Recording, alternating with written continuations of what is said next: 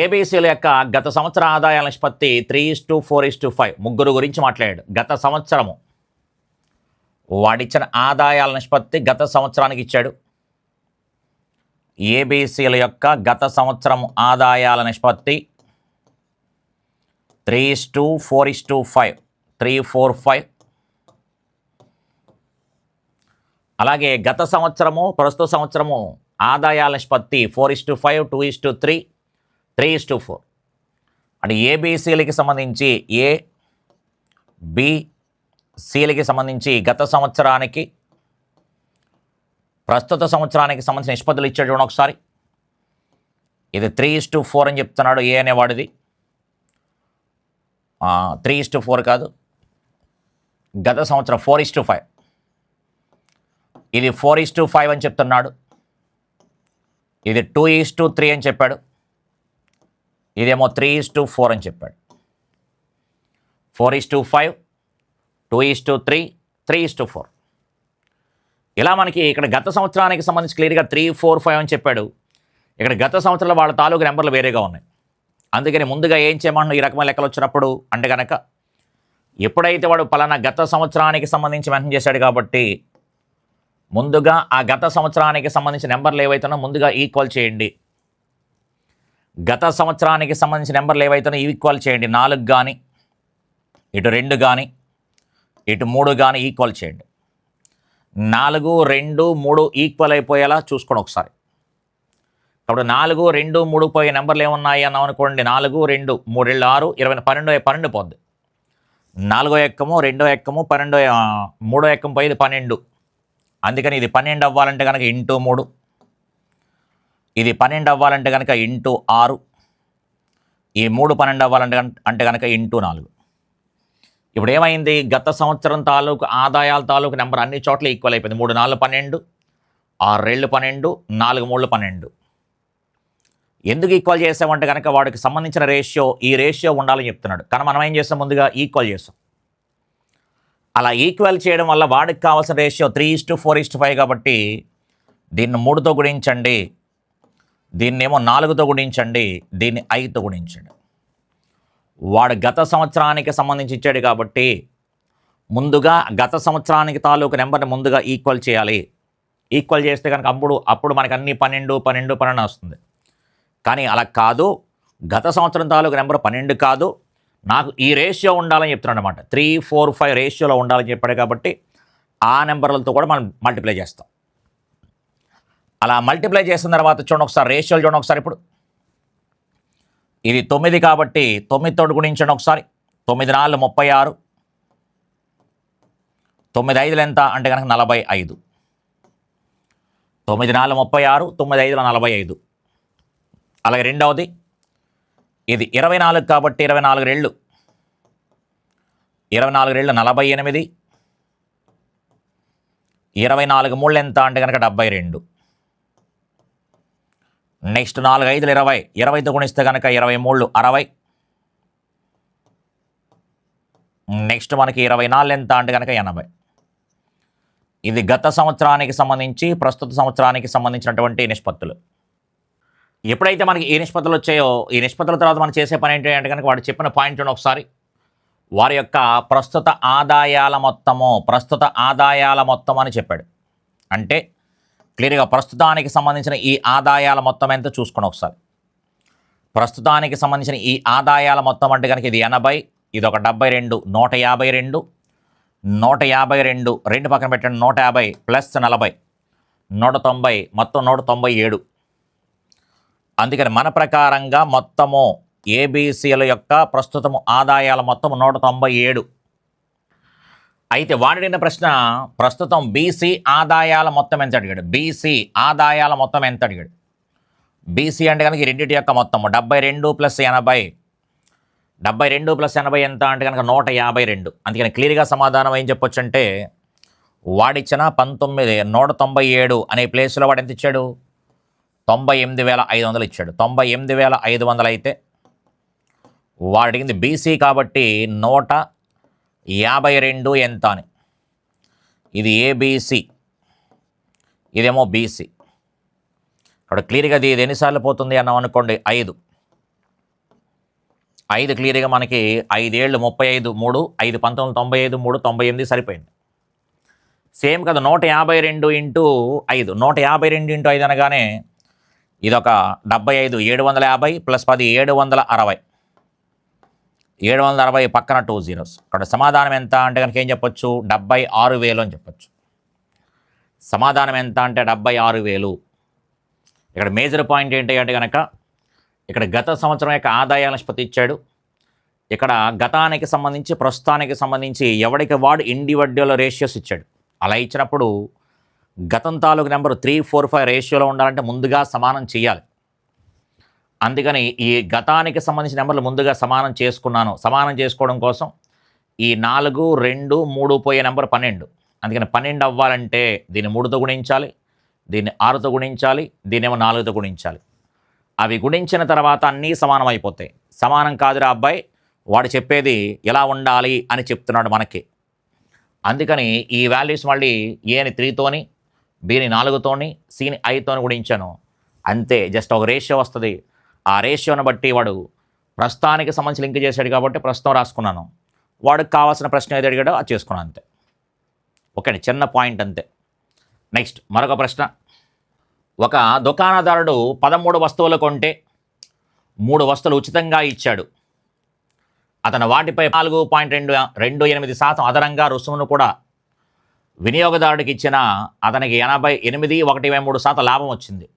అయినా ప్రకటన వెలకి కొన్న వెలకి మధ్య నిష్పత్తి ఎంత? ప్రకటన వెలకి కొన్న వెలకి మధ్య నిష్పత్తి క్లియర్గా డిస్కౌంట్లు అనేవి ఎప్పుడూ కూడా మనకి ప్రకటన ఖరీదు మీద ఇస్తాం. డిస్కౌంట్లు అనేవి ఎప్పుడు కూడా ప్రకటన ఖరీదు మీద ఇస్తాము. లాభము కానీ నష్టము కానీ ఇప్పుడు కొన్న ఖరీదు మీద మనకి లాభము కానీ నష్టము కానీ వస్తుంది. ఇంత శాతం లాభం వేసుకొని అమ్ముతున్నాము, ఇంత శాతం నష్టం వచ్చి మనం అమ్ముతున్నాము అని చెప్తాం. అలాగే డిస్కౌంట్ ఇంత ప్రకటన ఖరీదు మీద ఇంత డిస్కౌంట్ ఇచ్చి అమ్ముతున్నాము అని చెప్తాం. అందుకని అమ్మిన ఖరీదు అనేది ప్రకటన ఖరీదు మీద అయితే డిస్కౌంట్ అని చెప్తాం, కొన్న ఖరీదు మీద అయితే లాభము కానీ నష్టము కానీ పదం వాడతాం. మొత్తానికి 2 అమ్మిన ఖరీదులే. అందుకని క్లియర్గా ఏం చెప్పుకోవచ్చు అంటే కనుక ఇక్కడ వాడు చెప్పినటువంటి 13 వస్తువులు కొంటే 3 వస్తువులు ఉచితంగా ఇచ్చాడు అంటే ఇండైరెక్ట్గా డిస్కౌంటే ఇచ్చాడు. ప్రకటన ఖరీదు మీద 13 వస్తువులు కొంటే 3 వస్తువులు ఉచితంగా ఇచ్చాడు అంటే ఇండైరెక్ట్గా టోటల్గా వాడు సంచులు ఎన్ని వస్తువులు పట్టుకెళ్తున్నాడు?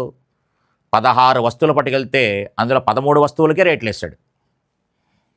16 వస్తువులు కొంటే 13 వస్తువులకే రేట్లు వేసాడు. 16 వస్తువులు తీసుకుంటే దాంట్లో 13 వస్తువులకి రేట్లు వేసాడు. ఎందుకంటే మిగతా 3 వస్తువులు ఫ్రీ కాబట్టి. అక్కడతో ఊరుకున్నాడు అంటే ఇంకా ఎక్స్ట్రా డిస్కౌంట్ కూడా ఇచ్చాడు. ఎక్స్ట్రా డిస్కౌంట్ అంటే 14.2/7%. 14.2/7 14.28% అన్నా 14.2/7% అన్నా క్లియర్గా 1/7 అని చెప్పుకున్నాం. 1/7 డిస్కౌంట్ ఇచ్చాడు. డిస్కౌంట్ అంటే మీనింగ్ ఏంటి? 7 రూపాయలకి 1 రూపాయి డిస్కౌంట్ ఇచ్చాడు. అంటే 7 రూపాయలకు 1 డిస్కౌంట్ ఇచ్చాడంటే కనుక మీనింగ్ ఏంటి? 7 రూపాయలకు 1 డిస్కౌంట్ ఇస్తే ఇంకా 6 రూపాయలకి అమ్మాడు అంత. అంటే వాడు వేసినటువంటి ప్రకటన ఖరీదు ముందుగా ఆయన తీసుకున్నాడు. వస్తువుల రూపంలో మాట్లాడుతూ 13 కొంటే 3 ఫ్రీ అని చెప్పాడు కాబట్టి టోటల్గా 16 వస్తువులలో 13 వస్తువులకి రేట్ వేసాడు. అలాగే 7 రూపాయల ఖరీదు ఉన్న దాన్ని 6 రూపాయలు వేసాడు. 1 రూపాయి డిస్కౌంట్ ఇచ్చాడు కాబట్టి ఇది ప్రకటన ఖరీదు ప్రకారము అమ్మిన ఖరీదు అని అర్థం. అలాగే ఇలా ఇస్తూ ఏం చెప్పాడంటే కనుక 8.1/3% లాభం వచ్చిందని చెప్పాడు. 8.1/3%. 8.1/3 అనగానే 1/12 లాభము అంటే అర్థం ఏంటి? 12 రూపాయలకి 1 రూపాయి లాభం వచ్చింది.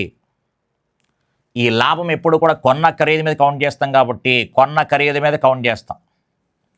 లాభం ఎప్పుడు కొన్న ఖరీదు కౌంట్ చేస్తాం కాబట్టి 12 రూపాయలకి 1 రూపాయి లాభం అంటే ఎంత? 13. ఇది అమ్మిన కొన్న ఖరీదులో 13/12కి అమ్మాడు. ఈ 2 అమ్మిన ఖరీదులే కాబట్టి ఈజ్ ఈక్వల్ టు వేస్తాం అంతే, అంతకు మించి ఏం కాదు. డిస్కౌంట్లు ఎప్పుడూ కూడా ప్రకటన ఖరీదు మీద, లాభము కానీ నష్టము కానీ ఇప్పుడు కొన్న ఖరీదు మీద. వాడు రేషియో అడిగాడు కాబట్టి క్యాన్సిల్ చేసేయండి సరిపోయింది, ఇంక అంతకు మించి చేయాల్సిన పనే లేదు.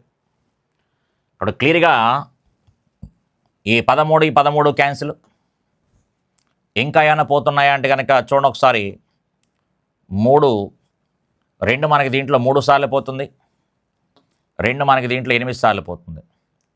8లోనూ 12లో 4 ఎక్కం, 4 మూళ్ళు 4 రెళ్ళు, ఇంకా పోవడానికి ఏమీ లేదు కాబట్టి కొన్న ఖరీదు ప్రకటన వేళ కొన్న వేళ నిష్పత్తి అడిగాడు కాబట్టి కొన్న ఖరీదు ఇది తీసుకొచ్చేయండి.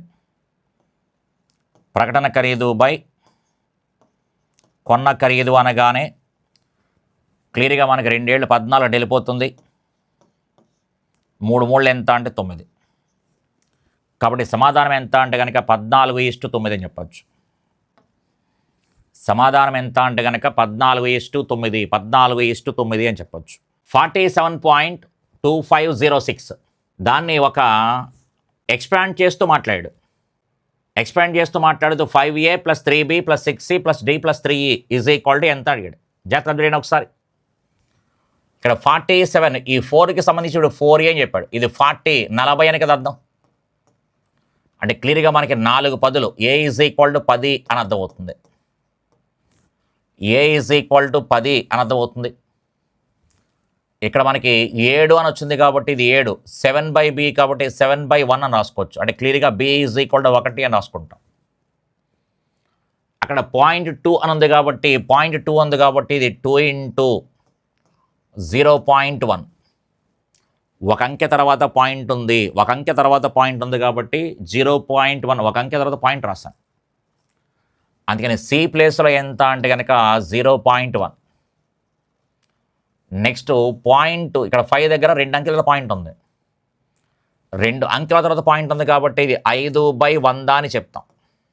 అక్కడ బై ఉంది కాబట్టి బైలో రాశాను నేను 5/100 అని రాస్తున్నాం. అక్కడ 5/100 అని రాశాను కాబట్టి డి అంటే కనుక వాల్యూ ఎంత 100 అవుతుంది. డి అంటే కనుక 100. ఇక 6e అని చెప్పాడు కాబట్టి 1 2 3 4 క్లియర్గా 4 అంకెల పాయింట్ ఉంది కాబట్టి బై 10,000 రాసుకోవచ్చు. అది అక్కడ బై అని లేదు కాబట్టి 6 × 4 అంకెల తర్వాత కాబట్టి 0.0001 అని చెప్తాం. ఎందుకంటే 4 అంకెల తర్వాత పాయింట్ ఉంది కాబట్టి 6 అనేది 4 అంకెల పాయింట్ ఉంది. అందుకని 4 అంకెల తర్వాత పాయింట్ రాసుకోవాలి కాబట్టి 0.0001 రాశాను.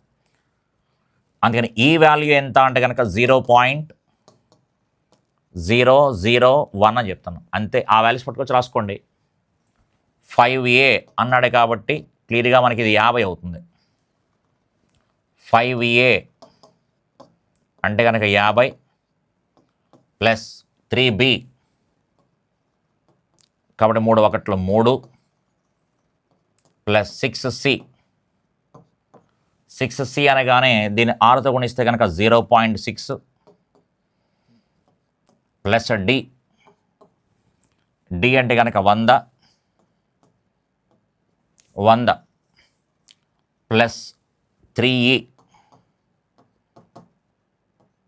కాబట్టి ఈ అంటే కనుక 4 అంకెల తర్వాత పాయింట్ కాబట్టి 3తో గుణిస్తున్నాము. 3తో గుణించాం కాబట్టి 3తో గుణించి 0.00003 3 చేత గుణించాలి కాబట్టి 3 చేత గుణించింది దీన్ని. క్లియర్గా ఇది ఒక 100, ఇదొక 50, ఇదొక 3. 100 + 50 + 3 153 పాయింట్ అని స్టార్ట్ అవ్వాలి. 153 స్టార్ట్ అవ్వాలి కాబట్టి సమాధానం ఎంత అంటే 153.6003 అని చెప్పొచ్చు. మిగతా అన్ని కలిపేసుకోండి, పక్కన వేసుకోండి. 153.0 అనేది అయితే ఉందో మనకి ఒకదాని కింద ఒకటి రాసుకుంటే కనుక 153 పాయింట్ అని వస్తుంది.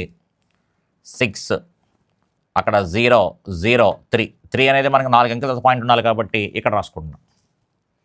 లేదా ఒకదాని కింద ఒకటి కలుపుకుంటే కనుక సరిపోతుంది. ఓకే, కాబట్టి సమాధానం ఎంత అంటే 153.6003 అని చెప్పొచ్చు.